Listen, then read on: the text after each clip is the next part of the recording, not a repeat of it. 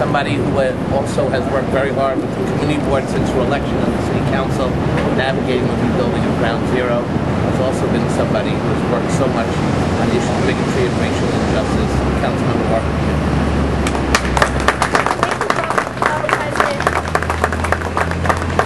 I'm here today to stand together with my colleagues in government and with the community to send a strong message that there is no room for racism, for hatred in Lower Manhattan or in New York City.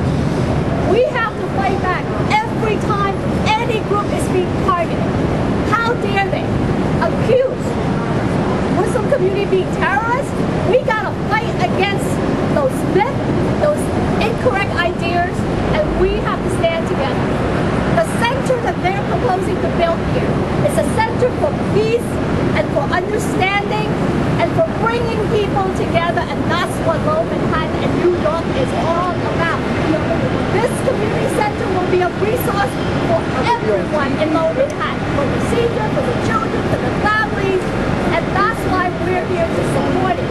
We have to fight against hatred and racism, and we'll stand together in unity that Lower Manhattan is a strong, diverse community, and we're going to rebuild it as a strong community together. Thank you.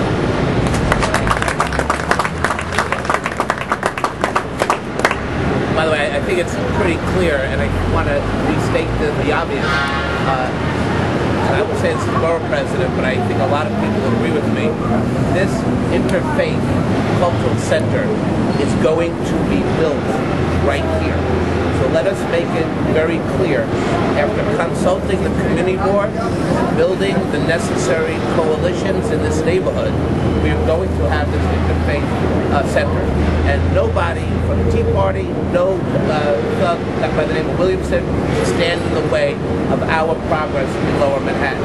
And I just want to reiterate that it's really disingenuous and a bit creepy that a guy who has never shown up in Lower Manhattan, not around as many of us were when those planes hit the World Trade Center, for him to question for many years of hard work really disgraces the memories of people who lost their lives, the emergency service workers, our cops and our firefighters, who gave their lives today because they knew that we had to preserve the work and the democracy called the United States of America. And this center will be built in their memory and in going forward to make sure that we do have something we can be proud of. And with that said, I want to say to the Imam, if you would come up please, to introduce Imam Faisal Abdul Rauf, who is spiritual leader.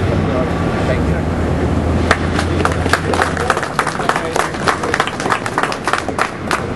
Thank you very much, President Speaker. Thank you very much, State Senator Squadron.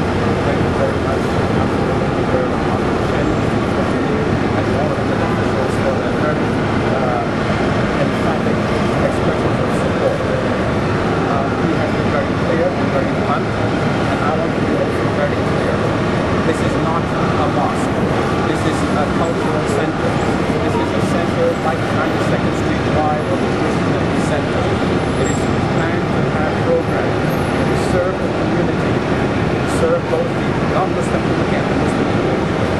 This is also our expression of the 99.999% of Muslims all over the world, including in America, who have condemned and continue to condemn terrorism. This is about our stand as a Muslim community and being part of this community. I've been a member of a mosque 10 blocks from here for the last 37 years. Our congregation, our faith community has been as much victims of 9/11. From my congregation, there have been people who died. From my congregation, my faith community, we were part of those who gave water to the firefighters. We are part of this community, and we intend to be part of this community. We want to rebuild this community. We are working with the other faith communities because this is what this is all about.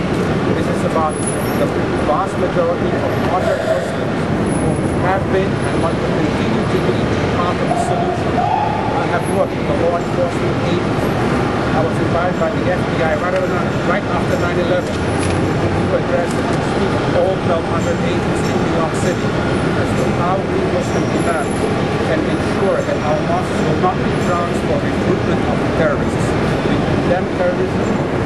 denies it exists within our faith community, but we're committed to eradicate it. We cannot do this by ourselves. We need your support. We need your cooperation. We need the coalition of Muslims and non-Muslims together to achieve the common objectives that we as patriotic Americans want to achieve. I thank you for your expressions of support, and I pray that God bless us all and bless all of us from the faith communities. I would acknowledge the support from other members of other faith communities like Holy Trinity Church, and Aramaic, and others from the Islamic Center who have come here to stand with us on this day, and many other faith leaders who have come to express their respectful support. I thank you all, and may God bless us and bless you all. Thank you. Thank you very much. We're also being joined by Councilmember Robert Jackson. Thank you, Councilmember, for taking time out of your schedule. Questions? I had a question for the Imam. When he was discussing this is an intercultural, interfaith, give us just 3 examples as to how that's going to come together in this center where all different cultures and faiths will be together in the same room, participating in the same programs, using the same facilities. Thank you for that excellent question. Our program is designed after the Jewish community, modeled after the 92nd Street Y of the Jewish Community Center.